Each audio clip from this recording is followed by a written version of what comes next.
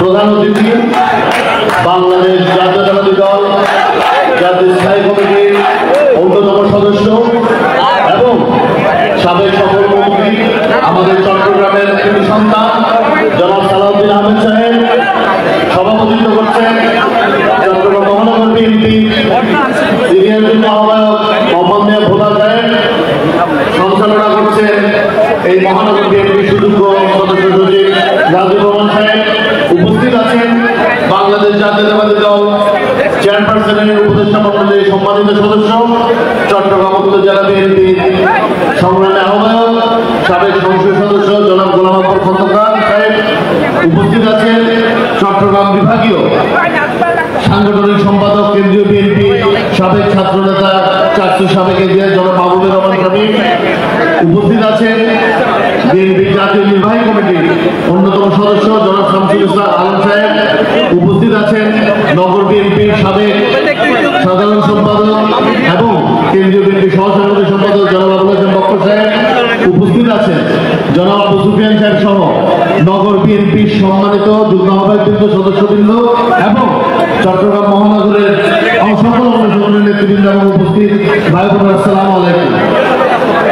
আজকে কয়েকটি কথা আমি বলতে চাই, সেটা হলো আমাদের নেতা শহীদ রাষ্ট্রপতি জিয়া রহমান আজ পর্যন্ত বাংলাদেশ যে তিনটি অতি গুরুত্বপূর্ণ অর্থনৈতিক স্তম্ভের উপর দাঁড়িয়ে আছে সেটি ওনার অবদান। প্রথমত কৃষি খাতে এক জমিনে বারবার ফসল ফলানোর যে পদ্ধতি উনি চালু করেছিলেন সেটা। দ্বিতীয়ত প্রশিক্ষিত শ্রমিক রপ্তানি বা man power resources, human resources, এই যে জনশক্তি ফরেন রেমিটেন্স দাদা, এটা ওনার অবদান। এবং তৃতীয়ত R&D সেক্টরে এখন পর্যন্ত বাংলাদেশ যে সুফল ভোগ করছে এবং যে তিনটি স্তম্ভের উপর বাংলাদেশের অর্থনীতি এখনো দাঁড়িয়ে আছে সেটি হচ্ছে আমাদের দলের প্রতিষ্ঠাতা শহীদ রাষ্ট্রপতি জিয়া রহমানের অবদান।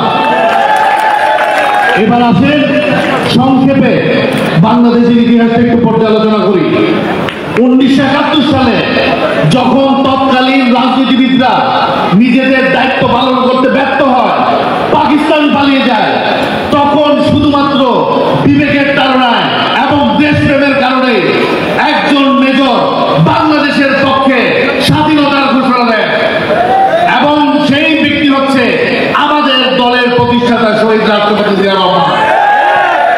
শুধু স্বাধীনতার ঘোষণা দিয়ে ইন্ডিয়ায় ট্রেনিং ক্যাম্পে বসে থাকেননি, সম্মুখ যুদ্ধ করে জেড ফোর্সের নেতৃত্ব দিয়ে বাংলাদেশকে স্বাধীন করেছে এবং দায়িত্ব পালন করে আবার উনি ওনার কর্মক্ষেত্রে ফেরত গিয়েছে। একইভাবে 1975 সালে যখন এই বাংলাদেশ আবারও একটি ক্রান্তিকাল অতিক্রম করছিল, তখন আবারও আমাদের দলের প্রতিষ্ঠাতা শহীদ রাষ্ট্রপতি জিয়া রহমানকে ছাত্র জনতা, সিপাহী জনতা বিপ্লবের মাধ্যমে যখন দেশের ভার দিলেন, তখন উনি শুধুমাত্র বাংলাদেশের কথা চিন্তা করে আবার দেশের দায়িত্ব নিয়েছেন এবং দেশকে পরিচালনা করেছেন। একইভাবে আমাদের দলের চেয়ারপারসন দেশনেত্রী বেগম খালেদা জিয়া সফলভাবে 90-এর গণঅভ্যুত্থানের নেতৃত্ব দিয়েছে।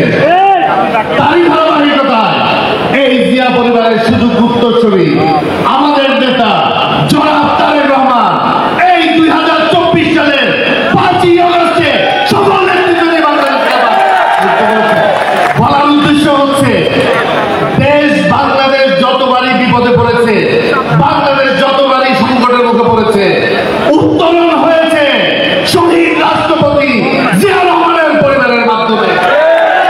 আমরা বাংলাদেশিরা আস্থা রাখি আজকের দিনে এবং ভবিষ্যতের জন্য আমাদের নেতা জনাব তারেক রহমানের উপর। যারা আজকে মনে করছে অনির্বাচিত সরকারকে দীর্ঘায়িত করবে, একটা কথা মনে রাখতে হবে, একটা বড় দলের নেতৃত্ব দিয়েছিল, এত কিছু হাতে ছিল, 17 বছর পালানোর জন্য 1 ঘন্টা সময় পান নাই। দেশবাসী তো দূরের কথা, দলে ওনার যে কাছের রেসপেন্সার ছিল তাদেরকেও সাথে নিয়ে যেতে পারে না। এই শিক্ষা শুধু রাজনীতিবিদদের জন্য নয়, এই শিক্ষা প্রতিটি বাংলাদেশিদের জন্য। যেখানে ক্ষমতার অপব্যবহার করবে সেখানে এই পরিণতি শিকার হতে হবে। আমি বিশ্বাস করি দ্রুততম এই সরকার তার সফলতার প্রমাণ রাখবে। আবারও সবাইকে আন্তরিক ধন্যবাদ ও কৃতজ্ঞতা জানিয়ে আজকের মতো বিদায় নিচ্ছি। বাংলাদেশ জিন্দাবাদ, বাংলাদেশ জাতীয়তাবাদী দল জিন্দাবাদ, শহীদ জিয়া অমর হোক, দেশনেত্রী বেগম খালেদা জিয়া জিন্দাবাদ, প্রাণপ্রিয় নেতা তারেক রহমান জিন্দাবাদ, জিন্দাবাদ, জিন্দাবাদ। আসসালামু আলাইকুম।